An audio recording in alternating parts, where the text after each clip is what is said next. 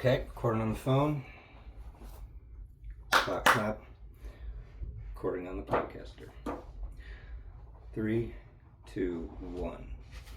Hi everyone.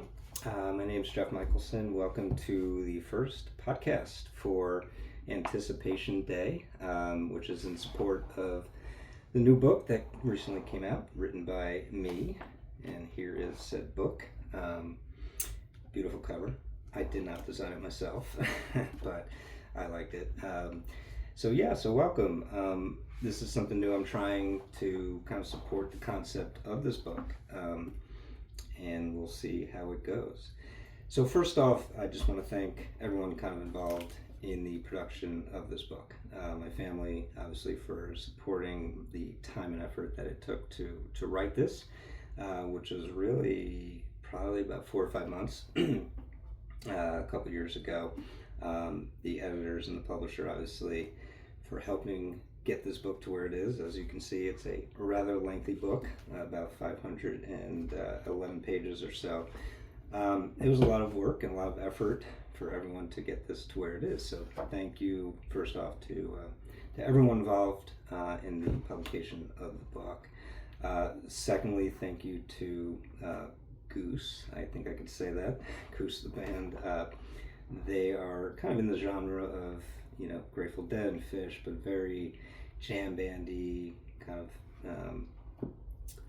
it really helped me kind of get into a writing zone when I was writing the book. So thank you to Goose. Thirdly, and as I say in the intro to the book, and this might be somewhat controversial, but it is what it is, cannabis was really a help here. It kind of unlocked a little bit of creativity on my end to get the concepts and ideas in this book going. I am a CPA, I'm an accountant, so for me to write this book and come up with the ideas that were in it took a little help, and for whatever reason, cannabis unlocked some of that. So whatever feelings and thoughts the people that are listening to this have about cannabis, for me personally, it was a big help. So with that said, I think the purpose of this podcast, at least for this first one, is maybe just to give an intro to the idea of the book, Anticipation Day, and kind of what generated it. And then I'll take you through a little bit of a summary of the book. I don't want to give too much away, but at least the concept of the book. I'll go through a quick chapter by chapter kind of summary, again, without giving too much away. I'll read a little excerpt from the book that I think might be helpful, just for people to get into the tone and the mood and the higher concept of the book. Going forward, I think what we might do is have people on to ask the question of what would you do? What would you do? And again, I'll get into what that means in a little bit. But I think, for the podcast here, that might be something interesting to have guests on and talk through, again, the question of what would you do? So just to begin, in terms of what came or what generated the book concept, this is an idea that I had, probably 3 years ago or so. And I remember I texted my brother and I said, look, I think I have an idea for a book here. And I didn't really know what it would be. I knew the concept of anticipation was something that I thought of and I thought could make an interesting idea for a book about what would people, or what would humanity, how would humanity benefit from anticipating something all year round. When we think about the concept of anticipation, it's usually a good thing, right? I mean, it's kind of the opposite of dreading something. You're anticipating something. Maybe it's going to a concert or a sporting event or a comedy club or going on vacation with your significant other. But it's something good, right? It's something that drives you to keep going through the day when you're having a crappy day. And so that idea was something that I wanted to get into a book. And eventually I came up with the concept of what would people look forward to all year round, right? What would drive people all year round to get through the stresses of everyday life with family and work and just life in general? What would make people keep going? What would motivate them? And the result, the answer that I came up with was living a different life or being able to live a different life in a simulation, kind of Matrix style, right? Or The Sims style. And so that idea kind of blossomed into what this book became. And there was a lot of iterations of, how do you get there, and what would that actually look like, which again I'll get into in terms of what the prologue is. But that was the basis of this book, is that if you had one day every year to take a break from your life and go into a simulation to lead whatever life you wanted, would that be enough motivation to keep going, to keep you healthy, to keep you going in your day-to-day life? And so that's where this question of what would you do came from. What would you do in a simulation? And so that's where, that's kind of how I started. And it took, like I said, a long time to get here, but that's, that's really the basis of what this book is. So what I want to do quickly, and again, I won't go into too much detail, but I'll give you enough detail to at least get the sense of what I was thinking about how, the prologue came together, and then how kind of the story eventually evolves from there. But this is a very interesting process for me. I'd never written a book. I never thought I would write a book. I'm an accountant, right? I do numbers. I don't do words. But for me, this was a very interesting process. It was hard. It was time consuming. But at the end of the day, I'm proud of what I wrote. I'm not a writer, and obviously I had the help of people that do this for a living, but I think the concepts that I came up with, I think, are interesting, and I hope other people do as well. At least, for the people I've read so far, they find it an interesting concept. So for those of you listening, I hope you pick it up and read it, and if you do read it, I hope you let me know. My email is anticipationday@gmail.com. You can reach me there. And then I'm on some social media, which I'm not fully aware of. I don't handle that, but I know I'm on Twitter and Facebook and Instagram, which you can reach me.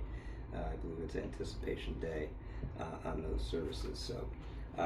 So first off, just in terms of the prologue. So the prologue is really kind of the beginning and setting the stage for, how the simulation program comes into be, right? I mean, you can't create a simulation like this that's government run overnight, right? And so there's a process, and it takes years and years of development. And so what the prologue does, it kind of starts with the people that are directly involved in coming up with the technology for the simulations that eventually people go into.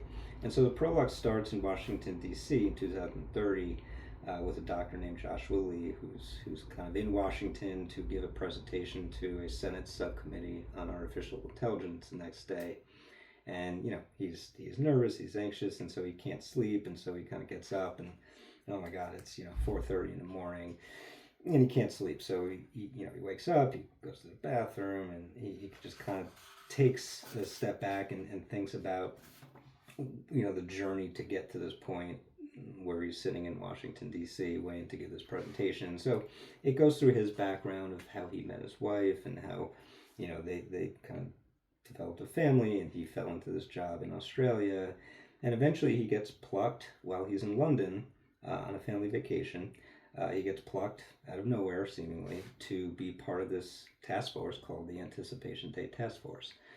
He doesn't know what it is at first, but eventually he learns what it is, and how he was chosen. And the first chapter really just goes into all that background and the development and the time that was spent developing this technology. He's kind of a technology guy. He's a coding guy, and so he was really responsible for the core of this simulation program. That without this, nothing else gets done, nothing else gets completed. So it was really kind of on his shoulders, and his family's shoulders, and his colleagues' shoulders to get this program right, where it was done safely and smartly, and most importantly, in a way that the people that experience this would say, oh my God, this is absolutely amazing. It's real. It's lifelike. It's phenomenal. And so this first chapter kind of goes through that journey that him and his family took to get to this point. where he's sitting there in Washington, D.C. And so it just kind of sets the tone of, Joshua and his colleague Neil for the next day. So it's about 20 pages or so here in the first chapter, and it kind of ends with him meeting his colleague Neil in the lobby of the hotel, and they're kind of saying, oh, this should be good to go as long as you don't mess up this presentation later in the morning. The second chapter is called The Testimony, and it takes place obviously the following morning, and it really is setting the stage again for this testimony to this subcommittee on artificial intelligence, which is made up of I think it's like 10 or 11 senators. And the point of this testimony is essentially to convince them that this program is something that should be passed, right? Because nothing can get through as a bill until it passes this subcommittee. And so this chapter kind of goes through what Joshua, his presentation is. He arrives at the building, he kind of takes it all in. He meets an old friend of his from back in Australia. And then he sits down and kind of starts his presentation. And the presentation really goes through, the testing that they did initially, right? Because they had to test this on human subjects. First I think it was animals, and then just to make sure there was no kind of short-term and long-term side effects. But eventually they tested it on over 10,000, they did over 10,000 simulations. And what I tried to do is kind of give a sense of,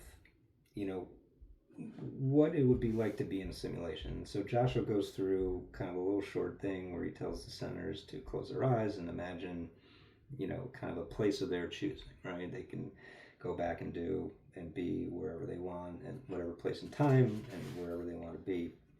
And I did that because I think it helps set the tone of, if you were to close your eyes and just think about a place, what place would you think about? Again, it goes back to the question of what would you do? And so what I wanted Joshua to be able to do to these senators is to put them in that mindset of, close your eyes, think about a place. You could go there. You could do this. You could experience this as part of the simulation. So he does that, and then he goes through some of the, kind of the facts of the simulations. There's really two simulations that are done. One, the participants get to choose from 3 scenarios. I think it was like you'd be back in old time in Rome, or you'd be back in 1948 in Germany. I think there was one more, but there were 3 choices that the participants had, and they get to choose one. And the interesting part of this is that they could choose. Here it is. Sorry. So they could either live in New York City in 1939 as the owner of a pizzeria, they could live in Rome in 1875 as a day trader, or they can live in Tibet as a monk in present time. And what I wanted to do here is kind of show the audience that, you could go back in time to whatever period you want. That's as long as it's supported by, historical kind of records and facts that this technology could take and kind of recreate the world.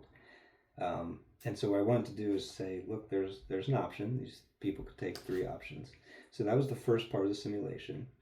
And then the second part of the simulation was, they could go back and recreate a memory from their own history, right? So they could take a day and go back and essentially recreate it. And what this involved was essentially a download of their memories. I'm not going to go into kind of all the technological things. Obviously, that's kind of assumed that the technology would allow to do that, but it kind of sets the stage for the stories later on, where you could either choose to go back in time and live again in a time and place of your choosing, or you could go back and recreate a memory from your own life, from a time, maybe when you were with someone else, or a happier time with your family, or just the perfect day that you had. The technology would allow you to recreate it. So Joshua goes through all that as part of his the speech, and then goes through kind of the results of the testing and simulations that were done. And essentially, it's summarizing that it was very overly positive, right? Everyone that did it was happy with it. They recommended it to others. There weren't significant repercussions or negative side effects from the simulations. and he takes the senators through all that, and that's kind of where the chapter ends. The third chapter of the prologue is called The Decision. This is a very short chapter where, essentially Joshua's back home in Australia. He's with his family. He's had a long couple of years. He's taken some time off over the New Year's. He's in his yard, and he gets a call from his colleague, whose name is Claudine Shanley. She is the one that kind of led the whole Anticipation Day task force and asked him to be involved. And so she calls him and tells him the results of the subcommittee presentation and that the bill's going through. And it kind of goes through, just very briefly, some emotions that he has as he's sitting in his house in Australia hearing this news. Again, very short chapter. The last chapter of the prologue is called The Rose Garden Ceremony. And so this kind of switches characters a little bit as the focus. The first three chapters of the prologue were focused on Dr. Joshua. This next chapter focuses on Dr. Claudine Shanley, who again is kind of the leader of this Anticipation Day task force. She was the head of the Behavioral Health Crisis Coordinating Office. She was the director of that. So there's an office within the Mental Health Service Administration that essentially reviews, trends in psychological conditions and behavioral health issues. And so it goes back to in 2026 when she was kind of reviewing some trends in January of that year, and she saw something very unusual regarding schizophrenia disorder. I'm probably saying that incorrectly, but essentially, schizophrenia. It's kind of a subset of that, and that was a difficult word to type over and over, and it's even more difficult to say. But essentially it goes through, how her and her team identify these unusual trends, goes through the characteristics of, what schizophrenia is and kind of how they went along the process of identifying what was going on that caused these trends. I don't want to give too much away, but essentially I'll say that eventually they came to the conclusion that people were purchasing these kind of off-market simulators. They were going into these simulated worlds, and they were coming out of it unhealthy. And so what again came out of that was they identified this, they put a stop to it, and they eventually developed the government program to create Anticipation Day in a much safer way.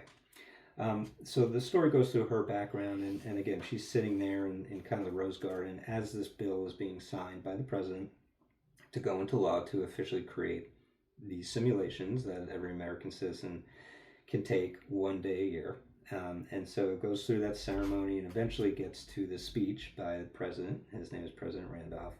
And I go through a little bit of the history of who President Randolph is and his background, and eventually get into the speech itself, which self-admittedly is a long speech. I'm not gonna lie, it's a number of pages here that I went through, but I think what I wanted to do is say, look, this is an important point in American history where essentially there's a creation of a whole change in the way that society is being handled and monitored, and there's a few other things in there that and again, I don't want to give too much away, but it's a change of society. And so I didn't want it to be a short speech. I wanted it to be something that I thought if this was going to happen, the president would probably be up there for an hour talking, and I think this is kind of what that turned into. It's a little bit of a detailed speech, and he goes into the report that Dr. Shanley read to the prior president back in 2026 when they were coming up with a view of what was going on and kind of some statistics that she was seeing and investigating. And I kind of wanted to be like, look, this wouldn't just come out of nowhere, right? I mean, schizophrenia is something that can be serious, and it would require some research and some investigation to what was going on. And so I wanted to be kind of a thorough investigation and show that it was a thorough investigation by the government into what was going on, and that eventually led to the realization that these people that were showing these symptoms were purchasing these kind of illegal simulators off market, and so it kind of goes through all that, and then eventually it goes into the kind of the I guess what I'll call them kind of the criteria for what anticipation day will be. And so it goes through kind of, how are they going to monitor the people that go through this with mental and physical exams, and then essentially it goes through kind of the changes in society from this program. And there are some big ones, and it kind of goes into, mental health, and health is a huge problem in America. I think we all know it's a huge portion of our GDP is spent on healthcare. And it basically says, look, you got to be healthy to be part of this program, to experience this simulation that if you do, you will want to do it again and again and again. And so it goes through kind of everything that the citizens need to do. They need to basically, get a job. They need to invest wisely. They need to stay healthy. And so that requires, monthly and periodic, both mental and physical health checks as a criteria to participate in. And there are some other changes in society around, the military and education and things like that. But basically it's saying, be a good person, go to work, go to college, still do what you have to do, but be healthy and be a good person, and you'll be able to participate in this Anticipation Day program. And it is optional, and I say that people can opt out. Obviously, there are people that distrust the government for a variety of reasons, but it does say that it is optional. But the message is, once you hear how amazing it is and how lifelike the simulation program is, you'll probably want to opt in. And to do that, you need to be healthy and stay healthy. And as part of that, it kind of reduces the amount of spend that the government has to make on healthcare, and kind of redirects that into education and reducing the debt and all that fun stuff that all the politicians that we hear try to say they're going to do. And the biggest part is people get money. So people actually get money from the government as part of this program to incentivize them to do it and to be healthy and to lead good lives. So, whether this would ever happen, who the hell knows? But that's kind of how I laid it out, and that's kind of where the prologue ends. So again, the prologue is just a way to kind of tell people this is how the program started. So the next part of book, part one, really gets into the main characters of the rest of the book. It starts with a husband and wife whose names are Eric and Alexandra, and it kind of, part one is called Getting Ready, and they're getting ready for a dinner, and the dinner's with their friends, and these friends are all doing this simulation the next day together. They decide to kind of sign up for these simulations together. The friends initially are David and Clarice, who are essentially Eric and Alexandra's friends from back in New York. They all moved out to Colorado to be with their families, and so the first part of this chapter kind of just goes through Eric and Alexandra's history a little bit. They're married. They have 3 young kids. They lead stressful lives. Eric's an accountant. Don't know where I got that from. Alexandra runs a daycare center. Eric has a history of alcohol problems and just general stress in his life that he deals with through alcohol. But they're not a good place in their marriage. And so this chapter just kind of goes through, where Alexandra's mindset is at this point, and she's really kind of hoping that, these simulations will lead to a change in Eric, her husband, to make him happier, and she hopes that it'll kind of salvage their marriage. A lot of this was self-admittedly drawn from personal experience. I'd gone through myself some issues with alcohol many years ago, and I stopped drinking many years ago and switched to cannabis. So a lot of this was drawn from some personal inspiration for sure. Being an accountant and having stressful jobs can, it certainly helped me kind of relate to these characters and kind of develop these characters in a way that I could relate to. So this chapter kind of goes through, their relationship and, again, kind of where they are. And then the next chapter is called The Dinner. So Eric and Alexandra drive to their friend's house, to David and Clarice's house, where they're meeting their other friends, Patrick, who is Eric's friend, Mike, who's Eric's friend, and then Marianne, who is Alexandra's friend. So it's 2, 4, 6, 7 in total. I can do math. That are getting together for dinner the night before the simulation. And the one thing that I kind of will twist here that I put into it is that David and Clarice recently lost a child to cancer, a young child to cancer, and when they get there, they haven't seen each other in a few months, at least together. Alexandra and Clarice had gotten together a few times, but this loss was pretty recent, and Clarice and David had taken some time away just to kind of be by themselves and kind of process what had happened. I want to weave this into the story to just, that's real life, for better or worse. People do lose loved ones, and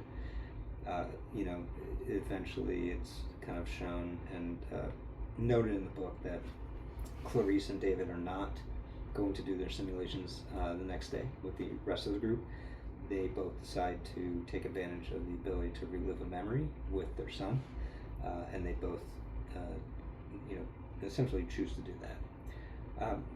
What I wanted this to be is, again, a way to show that this program would be amazing if that was an option, to be able to go back into your memories and be with a loved one that had passed on. I mean, just think about that, like the ability to go back and relive a day with one of your parents, or brother, sister, or friend, or in theory a child that has passed on, and kind of give a silver lining to that. Obviously, no one wants to lose a loved one, especially a child. I can't even imagine that, but to be able to go back and download a memory and relive a nice day, a nice memory with someone that has passed, I think would be amazing.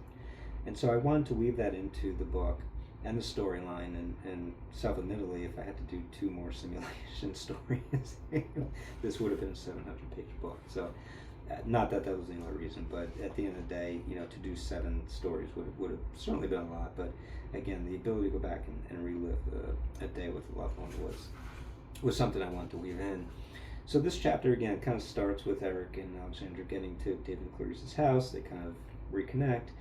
Then some other folks show up. I think Patrick shows up first, then Marianne shows up, and then eventually Mike shows up later.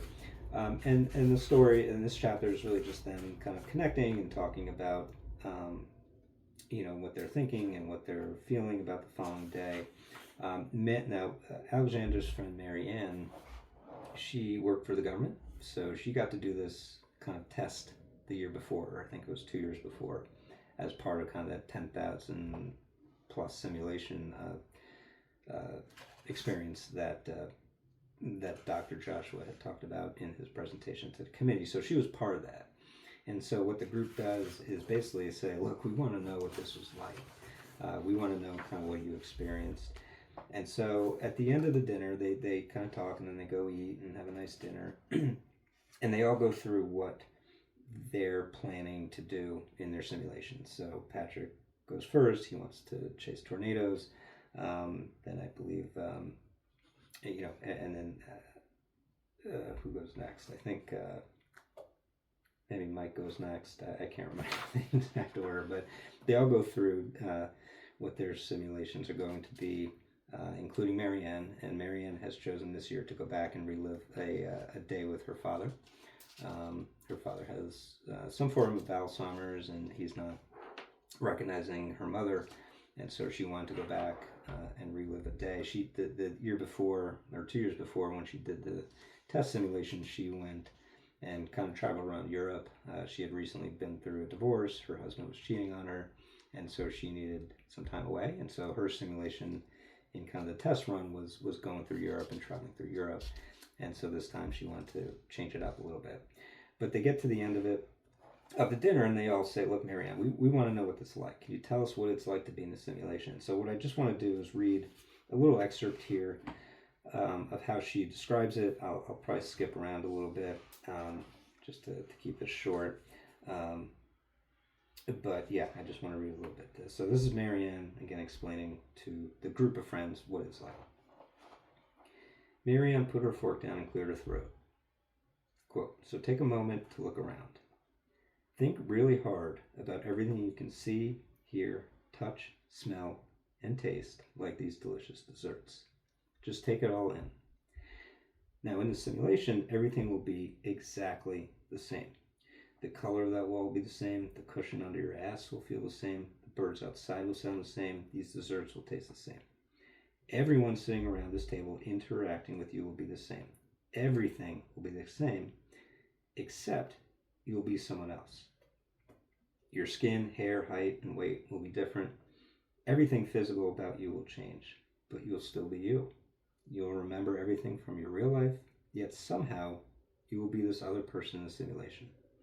People will ask you questions about your simulated character's life, and you'll know the answers. You'll just know instinctively. It's honestly the creepiest thing at first, but eventually you just get used to it. You're groggy when you first wake up, which they said was normal. It's like your real life mind needs time to combine with your mind in the simulation to form some sort of supermind, and it takes a few minutes to adjust to that. Before you enter the simulation, you'll chat with your simulation coach. They'll confirm the details of the simulation, its length, some of the ground rules for the simulation, what to expect when you wake up, and what happens if you need to leave early. When I woke up in my simulation, I was on a lounge chair on a rocky beach somewhere in Italy, and it looked like sunset. I had my clothes on and a bag with me. It took me a few minutes to sit up and shake the cobwebs off, but once I did and took in my surroundings, it was like I really was on a beach in Italy. I could hear the ocean in the distance, with the waves crashing on the shore. I could feel the coolness of the rocks against my feet.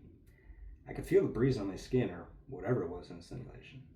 I could hear people around me speaking German, English, and Spanish. I could hear cars and trucks driving on the road above the beach, with horns honking occasionally. I saw seagulls flying all over, probably looking for the last scraps of food. And speaking of food, I could smell it from the beach vendors. Garlic, meat, fish, oils, it all came through the breeze and right to my nose. And then the sunset. My God, the sunset. It was as if every color in the spectrum was forming in the sky above me. It took me back to my childhood, sitting outside with my dad, watching sunsets from our porch. I felt instantly calm. Maybe they set it up that way to ensure you entered calmly, who knows. Either way, it was a fantastic way to start. But then I just kind of knew things about my simulation. I knew where my hotel was, what I had done the day before, and then I was on the trip alone. I just felt it and knew it. It was as if memories were implanted in me and I could recall them instantly. It was wild. You generally knew everything about the simulated character. If someone asked me what I had for breakfast 17 years ago, I'd struggle, but I would also struggle in real life. But if someone asked me who my favorite cousin was, I can answer that. They give you enough knowledge to get through what any conversation in real life would be like, you know? It got more amazing from there. The sights I saw, the food I ate, the people I met, the smells I smelled. It all felt as real life. It was like I had the freedom to do whatever the fuck I wanted. I told the simulation team I wanted to travel around Europe for a year. It gave me free rein to explore any European country, but if I tried to go anywhere else, the simulation would end. So I traveled. I visited Italy, Rome, Florence, the Amalfi Coast, Tuscany, and Sicily. I took a boat to Greece and saw the ancient ruins in Athens, the coast of the Aegean, and then traveled up through Bulgaria, Serbia, Romania, and eventually to what is left of Ukraine. I headed west through Hungary and Austria, finally reaching Switzerland to see the Swiss Alps. Amazing and stunning.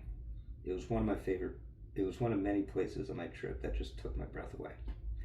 I think I went to the Netherlands or Germany from Switzerland. I can't remember, but in Germany I toured Munich, Berlin, and Hamburg, which were phenomenal. And the people there, at least in the simulation, were amazing. From there, I think I went west through the Netherlands, Belgium, and Luxembourg, which I'd always dreamed of seeing. Finally, I went south in my dream city of all dream cities, Paris, and I spent what I think was 3 weeks there, seeing everything I could, before heading to the south of France and eventually to Spain and Portugal before my time ran out. The amount of detail in the simulation was mind-blowing. I remember looking at a blade of grass in France and seeing a colony of ants running up it. I thought, how the fuck did they do that? Every detail of every place was meticulously thought of by whatever supercomputer created this thing. It felt like a year of my life went by. A year! But it had only been 7 hours when I woke up. The experience was not comparable to anything else in my life. I felt re-energized and reinvigorated, and it felt like I was alive again. After the divorce, it was exactly what I needed. She paused to take a final bite of her dessert. Again, no one said a word. you're just free. You can do whatever you want without worrying about what awaits you at home. You know, everyone you know is safe, and you're only in this simulation for a day or whatever, and then you're back home. So that's pretty much it. All I can say is that we're fucking lucky to be living in an age where you can do this. I can't imagine what they'll have for us 10 years from now, but I'm certainly looking forward to doing this again. And I'm sure you will all say the same thing after tomorrow. Any questions? She smiled, pausing for questions. So a couple of things there. One, I wanted it to be kind of clear that, this is, the simulation is as real as I'm sitting here today. As real as anything I can see, I can feel, I can touch, I can see. And I also wanted it to be clear that you could do up to a year in the simulation, but it would only be a day in real life that you're under. So the amount of time that you're under is the same whether you're in the simulation for what feels like a day, a week, a month, or a year. Which again, is that technologically possible? Sure, I hope so. But the reality is I want people to be aware of that. So that's kind of how that chapter goes, they kind of end of dinner, and then they're all on to their simulations. And so, part 2 is really going through each of the character simulations one by one. Again, it's only 5 of them because David and Clarice are not going. So first we start with Patrick, who again is Eric's friend from school. He had gone to Penn State. He always wanted to be, he wanted to study meteorology. He is recently divorced, has 2 young children.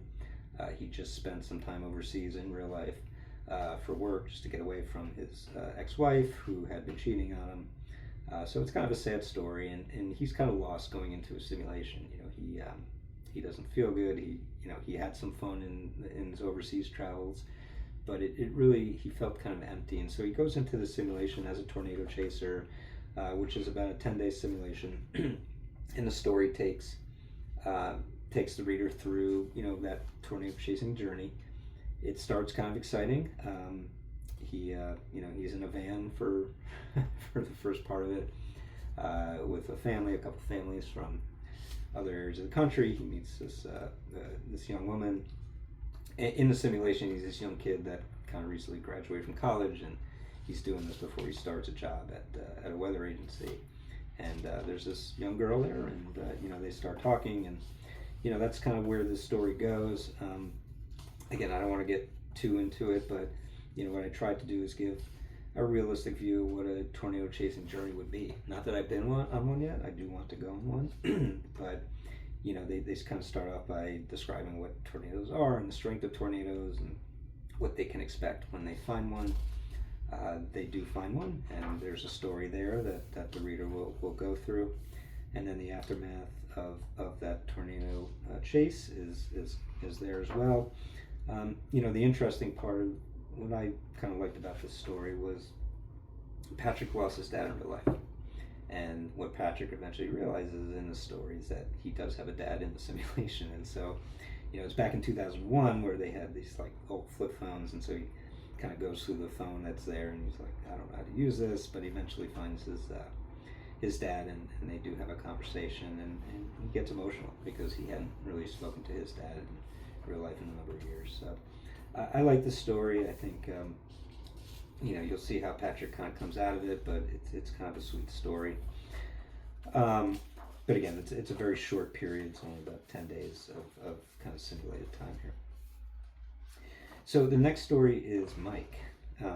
Mike, chapter 2 of this second part is Mike.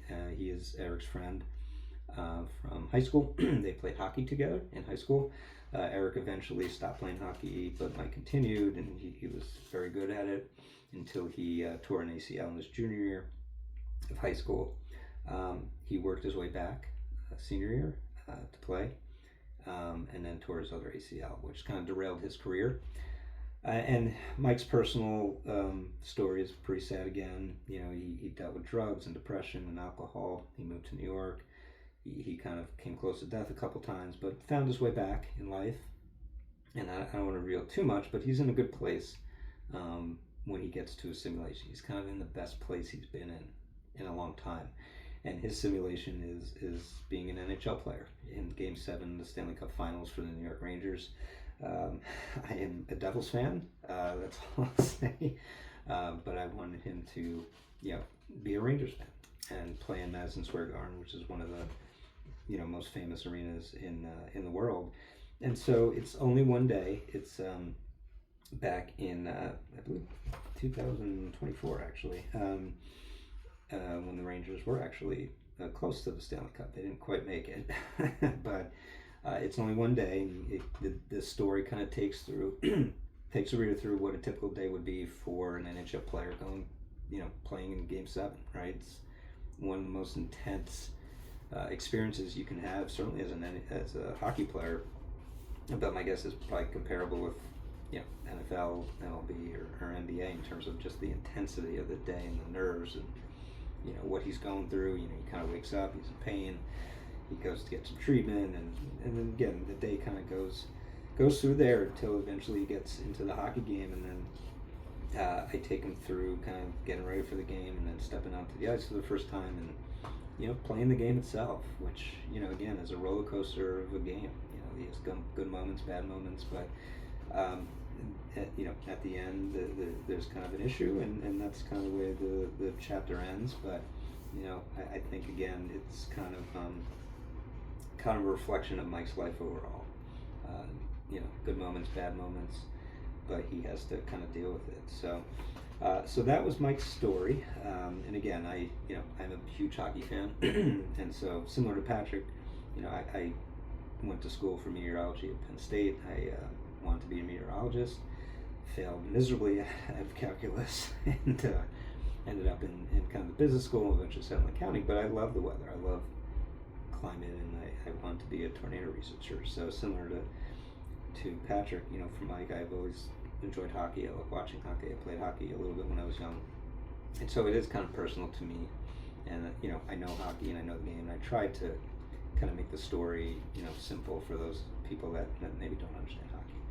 So that's Mike's story. Chapter 3 is then Marianne. Again, that's Alexandra's friend, Marianne. She's the one that had the simulation a couple years ago, and she is reliving a memory from a few years ago, I think.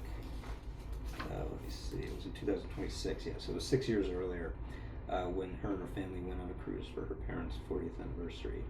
And so it's her husband at the time, her two brothers, her parents, her aunt and uncle on the cruise. And this one, again, is a little bit of a different story because it's a recreation of a memory. So, it's not something where she really has control over what she's doing. It's kind of recreating her memories as she remembered them, and as the simulators are able to download her memories. But she can experience everything. She can, feel, she can hear, she can smell, so she can experience everything again. It's just she doesn't really have control over what she's doing.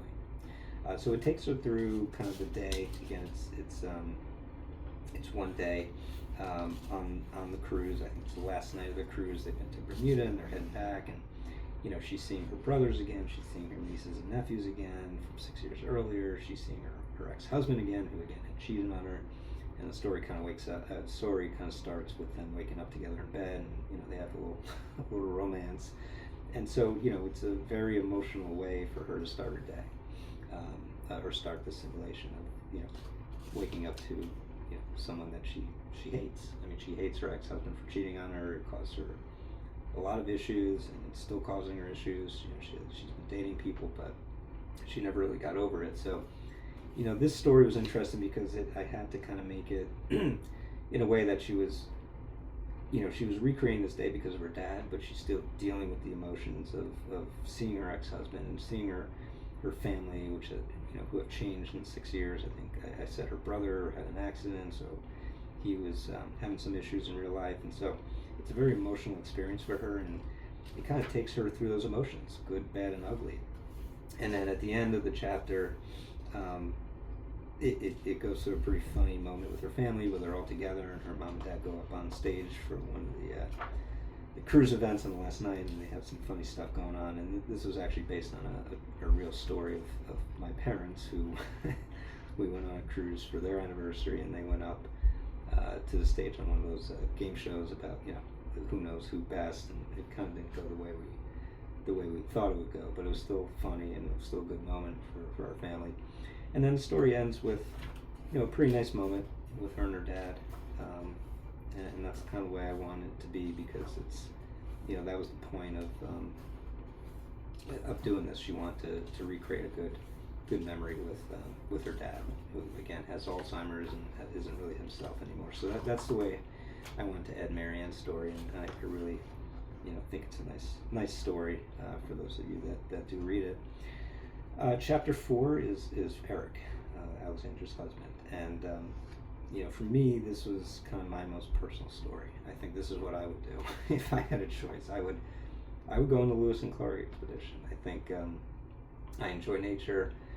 I enjoy being kind of outside and in nature, and so Eric chose to do Lewis and Clark. There's a very personal reason he did that. It involves his dad, but this is the longest period of the simulation. I think this was about 10 months. Lewis and Clark, as you know, they went from basically around I believe the St. Louis or Kansas City area, I can't remember which one, but they went from the Midwest and traveled west along the Missouri River all the way up to the Pacific Ocean. The journey took 2 years, and so because there's a 1 year limit on the simulation, I naturally was going to have to end it within a year. But a year from the start of the journey, they were in like winter camp somewhere up in like South Dakota or something. So there wasn't really much I was going to be able to talk about then. So I kind of ended it a little bit early. And the interesting part of the simulations is that the simulators give you the ability to skip ahead if you want. I think there's like a limit on the number of skips you can do, but it's basically a way, like if you want to fast forward in simulation, you could do that. I tried not to do it too much, but in Eric's story here, Lewis and Clark, and actually there's some slower moments where there just wasn't much going on, or there was something going on with Eric where he wanted to skip ahead. Obviously, it's it's pretty redundant on the journey there. You're kind of paddling and rowing upstream or upriver, and there's only so much you can do. But I tried to weave the actual events of the journey into the story. So there are things that happened and experiences that Eric has that did actually happen during the actual journey. And I did include kind of conversations with Lewis, Captain Lewis and Captain Clark as best I could, how they spoke back then, and linguistics of the time were a little bit different than they were now, and I tried to weave some of that in. But essentially it's a 10-month journey up the river, and he has some good moments, he has some bad moments. He is again trying to deal with his personal journey in real life with alcoholism and the stresses of his life that have kind of weaved his way into his relationship with his family and with Alexandra. And so he is working through that in the simulation. I think in the simulation he wakes up hungover. He's like, why am I hungover? Like, why am I drinking here? And so he takes a personal journey of sobriety in the Lewis and Clark simulation, which again is interesting because it kind of brings real life into the simulation, where in theory people could work through something like alcoholism and not drink for 10 months in the simulation and see if that helps them in real life, right? I mean, imagine that, being able to go 10 months without drinking in the simulation, bring that into your real life and say, look, I did that for what felt like 10 months. I can do it. I can not drink alcohol. And so that's part of Eric's journey here. And it goes about 10 months, and he eventually kind of leaves early from the simulation. And one thing I forgot to mention, in Patrick's simulation, they go through the rules of the simulation, and one of the rules is you can leave early once you get to a certain percentage kind of complete. And so Eric decides to kind of, again, leave a little bit early and fast forward a little bit, but it's a nice thing that I wanted to be able to put in where some of these participants could end their simulation a little bit early if they chose to, if they're kind of ready to go back home. So that's Eric's. He goes on a journey.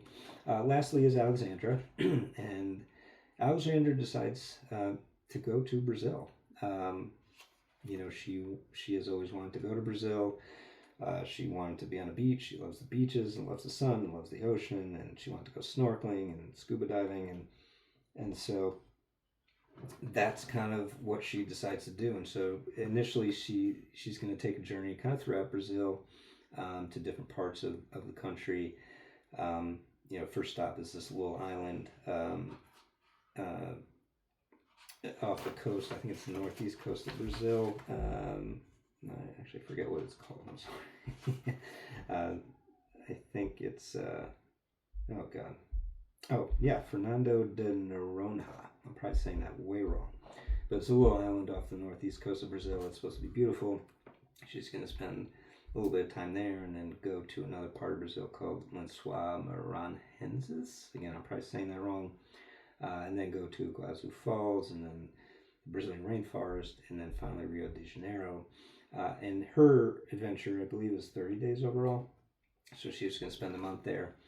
And again, this journey, she's trying to explore her relationship with Eric and the stresses of her life and what she wants to do and how she can be happy.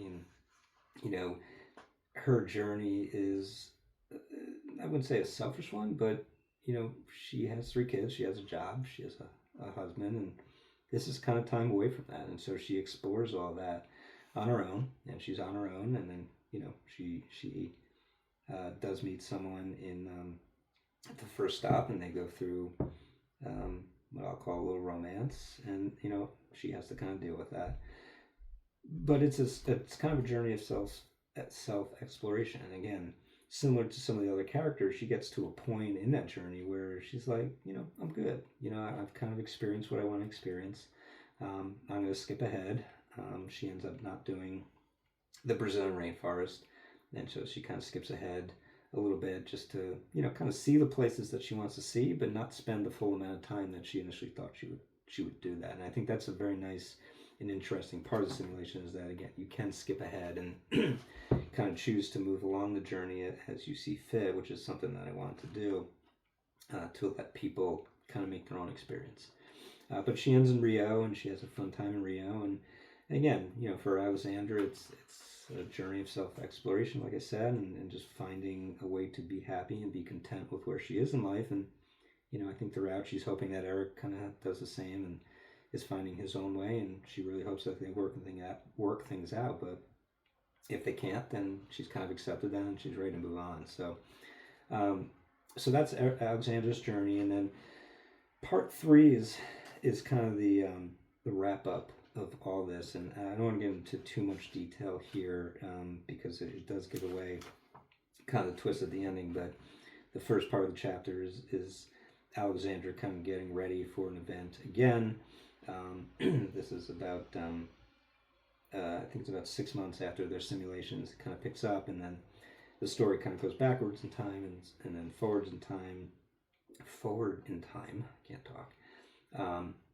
Through the last few chapters. And again, I can't give away too much because there is a twist, but it really just talks about kind of the ramifications and kind of how people are dealing with their simulations and kind of how it changed their lives. And I didn't want all of them to be good, I didn't want all of them to be bad, but certainly you'll have to read the end to get a sense of what happened and what the results are of the simulation. So yeah, that's kind of the book. Again, it's it's an interesting concept, right? It's something that maybe the government will come up with one day to allow us to all go into the Matrix and lead a different life. Who wouldn't want to do that? I'm still not sure exactly what I would do. I'd probably go on Lewis and Clark, but who knows?